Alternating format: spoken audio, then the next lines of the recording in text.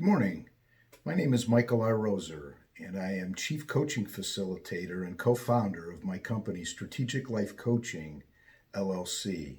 Please visit us for this video and others at my website, abundantlifeslc.com. I wanted to talk this morning, and again, I keep saying it, but thank you for your responses and your texts and emails about these videos, and also most importantly about how you're doing and progressing through this, because that's really where I believe the strength of my company lies, is helping people with what's going to happen. And when I say what's going to happen, it hit me a bunch of times, because things happen while you're in this transformation process, because as I mentioned in that previous video, it takes a lot of time and effort to change your behaviors and change those narratives and those belief systems that are so ingrained in us. And so as we're trying this change, invariably we find ourselves thinking poorly, behaving poorly, acting poorly based upon those old behaviors and those old belief systems and narratives, like you can't do it. So I had a gentleman call me the other day, and he's like, Mike, dang it, I was going along pretty good, and then bang, something happened. Now, in his particular case, he was going along and he was using what I had told him was going to be, relevant and predictable, that you were going to lose maybe 1 or 2 pounds a week as you started this program. Some weeks be prepared to not lose any weight, and so on and so forth. And I think intellectually he heard me, but when he started keeping score, and not only did he not lose weight that particular week, he gained a couple of pounds, and he was just devastated by that. And so and then he got the give ups again, and this isn't going to work, and so on. And guys, muscle weighs more than fat. Okay, so as you're doing this program and as your body is starting to get in better condition, please expect that there's going to be some weeks where you won't lose weight. You may even gain some weight. And so I asked him what I believe to be a very critical question to get through that narrative, that negative narrative, which is, how do you feel? And he felt very, very good. So other than, keeping score, he felt like he had gone backwards, and it's anything but that. So what I wanted to talk about this morning then is what do we call those? Well, in the program, the spiritual program that I began to get rid of my alcohol addiction, they call those relapses. And what I found in that program is, yes, there's a relapse where somebody goes back and takes a drink of alcohol when they know that they're allergic to that and that's going to cause them problems. Their mind keeps telling them that this time will be different and they can handle it, and so on and so forth. And so that's an actual relapse, where you go back to a chemical that does you such damage. Well, there's other kinds of relapses, guys, in life. The other type of relapse, which my friend was experiencing, is an emotional relapse.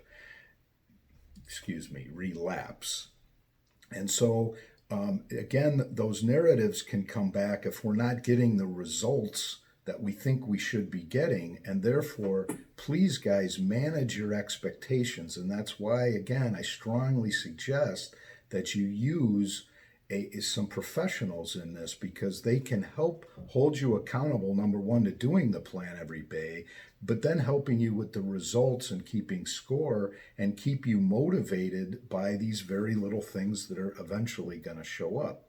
So with regard to, say, your diet, what does an emotional relapse look like? I alluded to it before, but maybe you went to that graduation party, and maybe as I have another friend who, had a couple of drinks but has difficulty stopping at a couple of drinks. So the couple of beers turns into 7, 8, 9, 10, 11, 12 beers. And now all of those extra calories, and that shows up the next day. So I'm a little bit tired. I'm a little bit achy. My head's pounding because I drank so much beer. And now I've got that narrative going that I screwed up and so forth. And it's Saturday, so what the heck? I might as well just, drink some more and eat some more, and then I'll get back to it on Monday. That is, in fact, a full-blown emotional relapse as it comes to your diet. And again, I said this isn't about, going without, and this isn't about, living a boring life and all these kinds of things. That's not it at all. It's just you have to plan. And that gentleman may be on the spectrum of having a problem allergic wise with alcohol, and we're going to explore that and we're going to look at that. Nothing is unsolvable. You have to know yourself internally really, really well in order then to proceed going forward.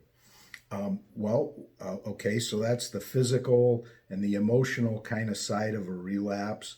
How about a financial relapse? I mean, that can happen as well. So you get bad news from your accountant and you owe more, taxes than you thought you were going to owe. And now where am I going to get that money? And the stress from that shows up. Or I went and I bought a boat, or I bought a new car, or I put an addition on the back of my house. I did something financially, taking some risk in order to gain, and now I'm feeling, oh boy, I wonder if I did that right. Or, right when I paid that money, the stock market dropped 20% or something. And so those phases, as I talk about in a circle, as you go around, in this transformation plan, there's arrows going back and forth within all of those quadrants, because a financial setback can hurt us emotionally.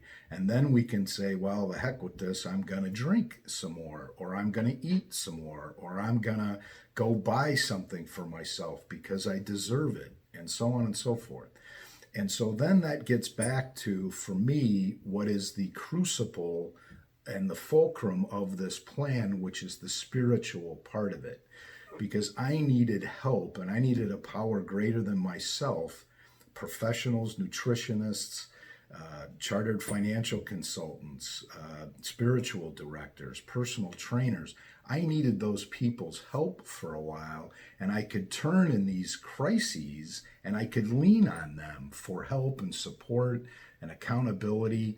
And the biggest one for me, as I understand God, good orderly direction, the great outdoors, was that God, as I understand God, gives me that power and gives me that clarity each and every day, so that when those invariable things come up in our lives, we're able to handle them better, because it focuses me on just doing those tasks right then and there. And it gives me the clarity that if I have a problem in my life, moving away from this wonderful transformation plan is not going to help solve that crisis. It's just going to make it worse. And for me, going back and drinking to try to escape from that problem, or eating poorly, or not exercising or working out, now that narrative starts to slowly come back, and it's the weight of the guilt from not doing and not eating well and not taking my walk and having to pay in my finances, and that all, you see, guys, starts to build up, and eventually it gets too heavy for us, and then we go back to the bad behavior. We get a case of the give-ups, the WTFs, and that is what we're trying to prevent. And in order for me to stay balanced and focused, I need that God, that good orderly direction, to keep me motivated to stay on course. So I hope that helps. Be very careful of those relapses, because those do not help. They make the job more difficult. So just try today to focus on the task in front of you. Good luck. I hope that helps. We're here, a phone call away, to help you navigate your way through this. God bless you and take care.